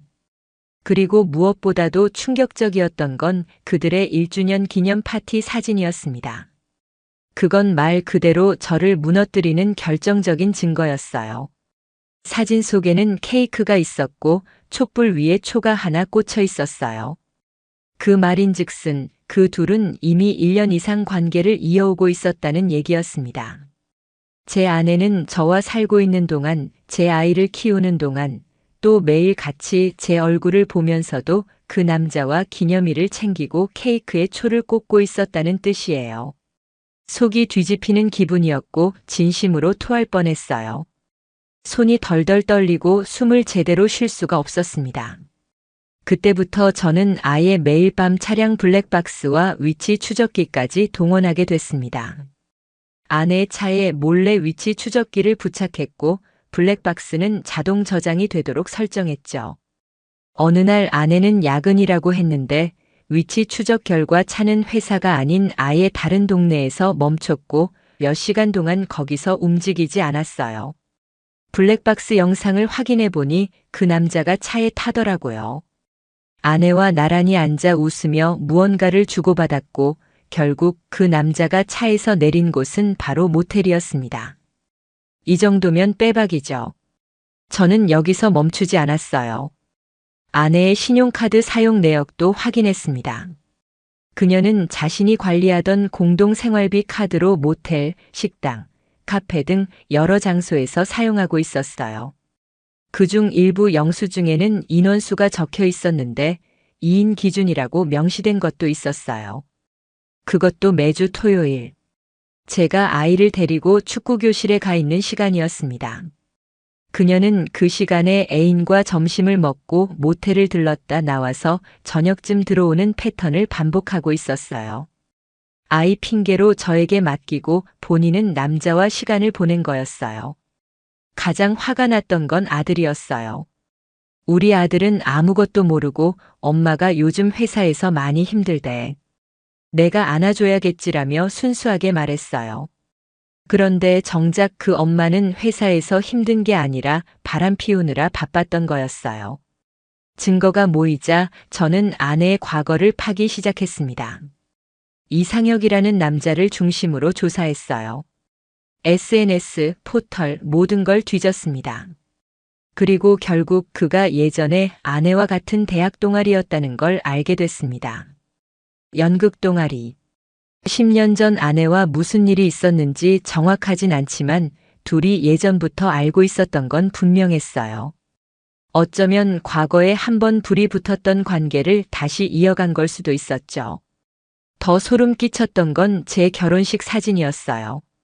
그 사진 속 하객 중 하나가 바로 그 남자였다는 걸 알게 된 순간 전율이 돌았어요. 제 결혼식에서 웃고 있는 그 남자.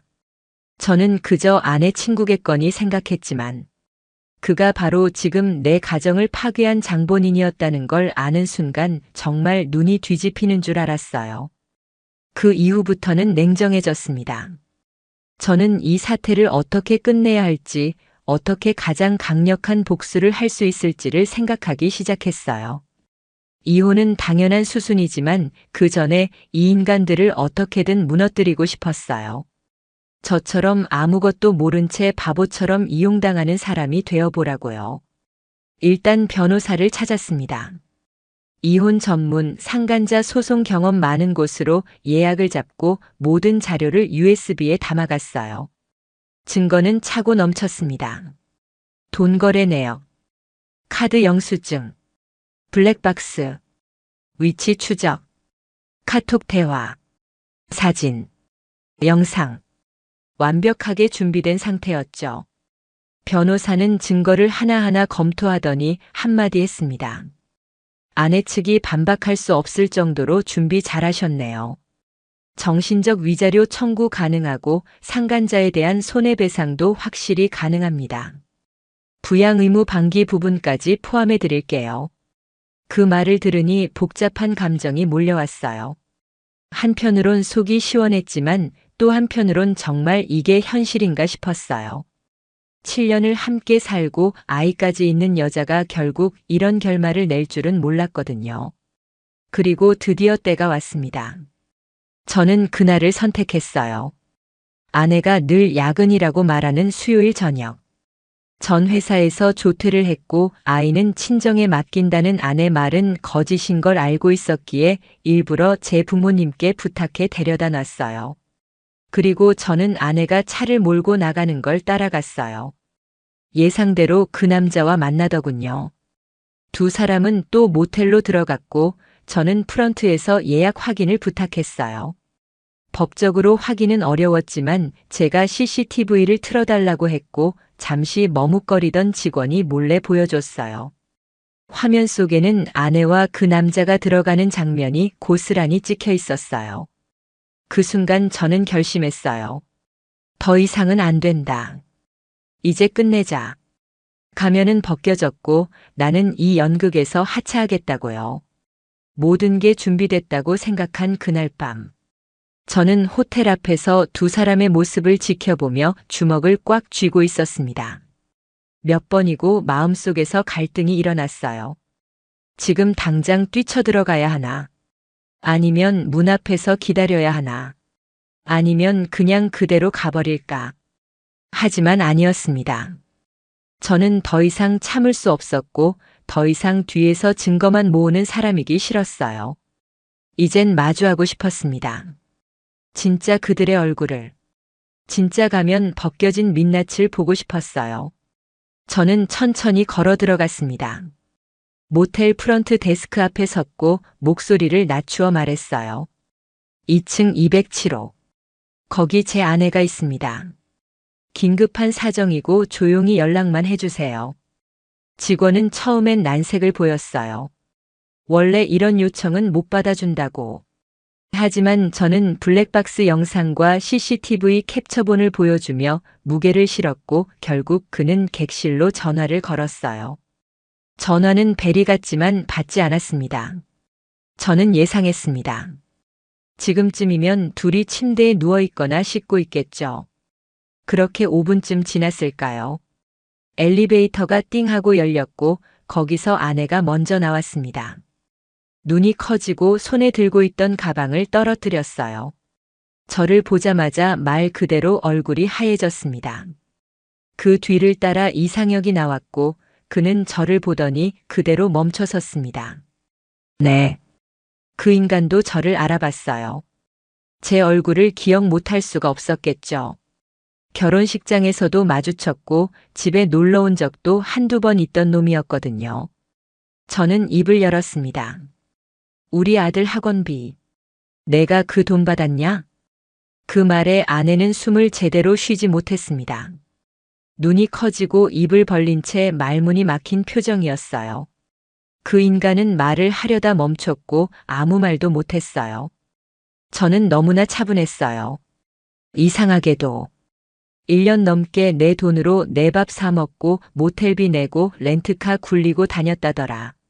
생활비 받았지. 명품 선물도 받았고 아내 명의로 보험도 들어놨다면서. 아내는 눈물이 그렁그렁했지만 저는 아무 감정 없이 말했습니다. 제 안에 있던 모든 감정은 이미 며칠 전 다 타버렸거든요. 그 인간은 결국 뒷걸음질 쳤어요. 말을 꺼내려다 아무 말도 못하고 그냥 도망치듯 모텔을 빠져나갔어요. 그 모습을 보며 저는 아무런 반응도 없었어요. 아내만 남았습니다. 그녀는 떨리는 손으로 제 팔을 잡으려 했습니다. 하지만 저는 몸을 뿌리쳤어요. 넌 왜 그랬어? 애 핑계대고 돈 빼돌리고 생활비는 내가 벌고 아들 돌보는 건 내 부모님이 해주고 넌 그 시간에 그놈이랑 모텔에서 뭐하고 있었는데? 그녀는 말을 못했습니다. 눈물만 흘렸어요. 비겁하게도 넌 내 돈으로 다른 남자 키운 거야. 내가 생활비 보태달라고 말한 적 있냐? 카드값이라도 줄여달라고 한 적 있어? 아들은 내가 키우긴 했냐? 그래도 난 의심 한 번 안 했어. 근데 넌 최소한의 선도 안 지켰더라. 그녀는 그제야 작게 입을 열었습니다. 미안해, 그냥 외로웠어. 처음엔 진짜 그냥 친구였어. 그 사람 힘들다고 해서 조금 도와준 거고, 그러다 내가 감정이 흔들렸어. 당신은 항상 바빴고, 나한테 관심 없었잖아. 그 말을 들으니 모든 게 무너져 내리는 기분이었어요. 또 외로웠다는 말이었습니다. 항상 그렇습니다. 바람 피운 사람들은 늘 외로웠다고 말하죠. 왜 외롭다고 거짓말을 합니까? 왜 외롭다고 남자랑 모텔을 갑니까? 그렇게까지 외로우면 대화를 시도했어야죠. 상담을 요청했어야죠. 아니면 이혼을 요구했어야죠. 왜 최소한의 인간적인 선택도 안 하고 제 인생을 농락합니까? 저는 그 자리에서 말했습니다. 이혼하자. 이거 다 증거 있고 변호사도 준비돼 있어. 상간자 소송도 진행할 거고 너한텐 친권 안 줄 거야. 양육권은 내 거고 넌 만나지도 못하게 할 거야. 그녀는 그 말을 듣고 주저앉았습니다. 제발 한 번만 용서해줘. 내가 잘못했어. 다시는 안 그럴게. 아이 생각해서라도 한 번만. 저는 돌아서며 말했어요. 아이 생각했으면 이런 짓을 하지 말았어야지. 그날 이후 저는 집에 들어가지 않았어요. 호텔에 머물며 남은 증거를 정리했고 다음날 곧장 법원에 이혼 신청서와 상간자 위자료 청구 소장을 제출했습니다. 회사에도 알렸습니다. 혹시나 그녀가 이상혁을 제 회사 근처로 보내 괴롭히려 들까봐 미리 경고했죠. 회사는 저를 보호해줬고 직원들 사이에서도 소문은 퍼졌습니다. 결혼 7년 차. 사랑했고 믿었고 아끼던 아내는 사실 다른 남자의 월세를 내주던 여성이었어요. 제가 아들 학원비라고 믿으며 보낸 돈은 그 남자의 밥값과 침대값이었습니다. 제가 정말 바보였던 거죠. 법원에 제출한 소장 접수는 생각보다 빠르게 진행되었습니다. 저는 이혼과 동시에 상간자에 대한 손해배상 청구도 함께 넣었습니다. 아내는 처음엔 소송이 이렇게까지 빨리 들어올 줄 몰랐는지 당황하더라고요. 처음엔 어떻게든 연락을 피하다가 결국 저와 대면한 자리에서 이렇게 말했습니다. 나도 잘못한 거 알아. 근데 이건 너무 심하지 않아? 우리 이렇게 끝내면 아들도 상처받아. 그 말에 저는 할 말을 잃었습니다. 상처요? 상처는 지금 내가 받고 있었습니다. 그 어떤 정신과 의사에게도 위로받을 수 없는 상처. 신뢰가 무너진 순간 인간관계는 끝나는 겁니다. 게다가 그 끝이 내 자식의 이름을 팔아 돈을 빼돌린 불륜이었다면 그건 회복 불가능한 죄악이었습니다. 아내는 처음엔 재산 분할해서 집을 달라고 했습니다. 자기가 아이를 키울 수 있게 환경이 필요하다고요. 하지만 저는 모든 증거를 판사 앞에 내밀었고 결국 판결은 저에게 유리하게 났습니다. 집은 제게 돌아왔고 아내는 위자료를 물어야 했습니다. 그렇게 간단히 끝날 줄 알았던 상간남. 그는 생각보다 더 구질구질했습니다. 처음엔 자기한테 무슨 책임이 있냐며 나 몰라라 하더군요. 그런데 법원에서 불륜 증거가 확실하다며 위자료 2천만 원을 선고하자 태도를 바꿨습니다. 그는 직업도 없었습니다. 공무원 준비생이라고 아내에게 말했지만 사실은 백수였고 2년 전엔 전 여친 집에 얹혀 살다가 쫓겨난 이력이 있더라고요. 제 아내는 그걸 알고도 그 남자를 돌봤습니다. 그에게 렌트카를 내줬고 생활비를 지급했고 병원비까지 대납했더군요. 가관이었던 건 그가 보낸 문자였어요. 자기야, 다음 달에도 힘들어. 보험료 대신 내줘. 내가 있어 다행이야. 그 인간은 제 아내를 연애 상대로가 아니라 후견인처럼 이용하고 있었습니다. 저는 차라리 분노보다 허탈함이 컸습니다. 그게 사랑이었을까요? 진심이었다면 왜 생활비 내역을 엑셀로 정리했을까요? 왜 학원비라고 위장했을까요? 모든 게 철저히 계산된 거짓이었고 이기심이었습니다. 법적 대응이 진행되면서 저희 부모님도 모든 사실을 알게 되었어요. 처음엔 저를 탓했습니다. 너가 너무 무심했을 수도 있지 않냐고요. 하지만 제가 블랙박스와 계좌 내역을 보여드리자 두 분 다 말이 없으셨습니다. 우리 손자를 키우면서 그렇게 애썼던 당신들. 그런데 그 손자 이름을 팔아 외간 남자 밥값을 뗀 며느리라니. 아이에게는 아직 정확히 말해주지 않았습니다. 엄마는 당분간 따로 살아야 해라고만 했어요. 아이는 며칠간 울더니 이내 조용해졌습니다. 그렇게 눈치가 빠른 아이인 줄 몰랐습니다. 아빠, 그럼 나 이제 엄마랑 못 살아? 그 질문을 듣고 저는 방으로 들어가 눈물 흘렸습니다. 내가 뭘 그렇게 잘못했을까요? 매달 꼬박꼬박 월급을 집으로 보내고, 주말엔 축구교실 데려다 주고, 피곤한 몸 이끌고도 가족여행은 꾸준히 가고, 그 모든 게 무의미한 희생이었나. 아내는 여전히 변명을 늘어놓았습니다. 처음부터 그런 건 아니었어. 그냥 어느 순간부터 외로움에 익숙해졌고 그 사람은 날 항상 위로해줬어. 저는 묻고 싶었습니다. 그 위로는 침대 위에서 받은 건지, 모텔에서 받은 건지, 심지어 회사에까지 그 소문이 퍼졌습니다. 제가 고의로 퍼뜨린 건 아니었어요. 누군가 판결문을 보고 공유했는지 금방 사내 익명 게시판에 올라갔고 동료들은 수군거리기 시작했죠. 다행히 저를 탓하는 분위기는 아니었습니다. 오히려 그렇게 당했는데도 폭력 한 번 안 썼다니 대단하다는 말을 들었습니다. 그 말이 얼마나 슬프던지요.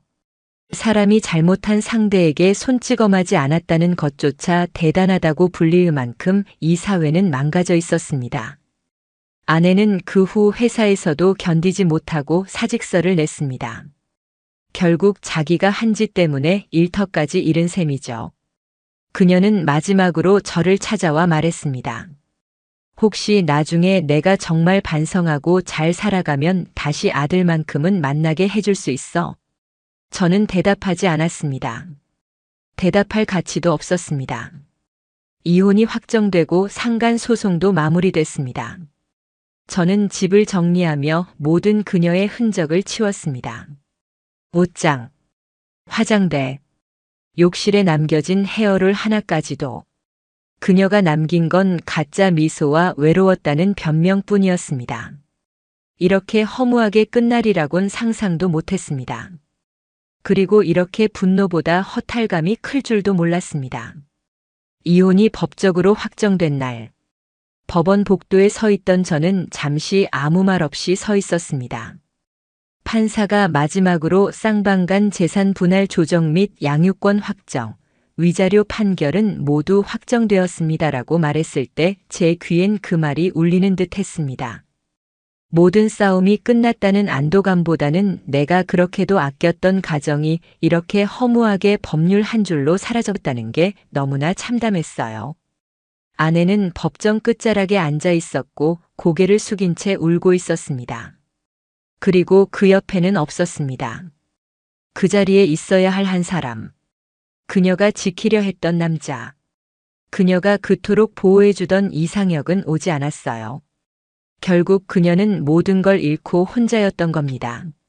상간 소송은 제가 완전히 승소했습니다. 그는 판결금 2천만 원을 감당하지 못하고 분할 납부를 신청했습니다. 겨우겨우 매달 50만 원씩 입금하면서 메시지를 보냈습니다. 죄송합니다. 저는 그런 줄도 모르고 진심으로 반성합니다. 웃겼습니다. 그런 줄도 몰랐다니. 엑셀로 생활비 내역까지 정리해서 봤던 인간이 아무것도 몰랐다고요? 결국 모든 인간은 자기 상황만 처절한 척하며 살아가더라고요. 그렇게 저는 모든 절차를 마무리했고 며칠 후 회사에 휴직계를 냈습니다. 건강상의 이유로 6개월간 휴직하고 싶습니다라고만 말했어요. 상사도 동료도 다 이해해줬고 그 누구도 이유를 묻지 않았습니다. 도시에서 벗어나고 싶었습니다. 이 바닥에서 조금만 떨어지고 싶었어요. 회색 건물, 거짓 웃음, 가면 쓴 인간들. 그런 것들로 둘러싸인 삶이 너무 숨막혔습니다. 제가 향한 곳은 강원도의 작은 바닷가 마을이었습니다. 숙소는 한적한 해변가에 있는 오래된 원룸이었고 주변엔 카페 하나와 작은 슈퍼밖에 없었어요. 처음 며칠은 멍하니 바다만 바라봤습니다. 해가 뜨고 지는 걸 보고 바람 소리를 듣고 밤엔 조용히 와인 한 잔 마시며 혼잣말을 했어요. 난 대체 왜 그렇게까지 참았을까? 모르겠습니다. 너무 오래 참고 너무 오래 속았기 때문인지, 아니면 그래도 마지막까지 믿고 싶었기 때문인지. 하지만 이제 더 이상 그럴 필요 없다는 걸 압니다. 사람은 한번 신뢰를 무너뜨리면 그건 끝이에요. 회복? 불가능합니다. 상처받은 사람은 절대 예전으로 돌아가지 않아요. 아무리 덧대도 그 자리는 어긋나 있습니다. 시간이 조금씩 지나면서 저는 달라지기 시작했습니다. 무기력하게만 보이던 내 얼굴이 거울에서 조금씩 생기를 되찾았고, 오랫동안 못 읽었던 책들도 한 장 한 장 다시 넘기게 되었고, 아침 햇살이 따뜻하다고 느끼게 되었고, 바다 냄새가 좋다고 생각할 여유도 생겼어요. 한 달쯤 되었을 때 저는 일기를 쓰기 시작했습니다. 그날 느낀 감정, 오늘 먹은 음식, 떠오른 생각들, 그리고 아들에 대한 그리움. 아이는 가끔 영상통화로 얼굴을 보여줬고 아빠 언제 와라는 말에 저는 늘 웃으며 대답했습니다. 조금만 더 있다가 갈게. 그리고 어느 날 아주 짧은 뉴스 하나를 보게 되었습니다. 서울 시내 한 모텔에서 불법 영상 촬영 사건이 있었다는 소식이었어요. 범인은 모텔 이용 고객의 영상을 몰래 저장하다 신고당한 직원이었죠. 제 눈이 번쩍 뜨였습니다. 제가 예전에 증거를 수집했던 바로 그 모텔이었습니다. 잠시 소름이 돋았어요. 혹시 아내와 그 남자의 영상도 그때 찍혔을까? 만약 그렇다면 그들은 아직도 그 영상이 유출될까봐 불안에 떨고 있을지도 모르죠. 하지만 저는 그 뉴스 기사를 닫았습니다. 이젠 그런 것에도 감정이 잃지 않았어요. 제 분노는 이미 제 삶에서 배제되었습니다.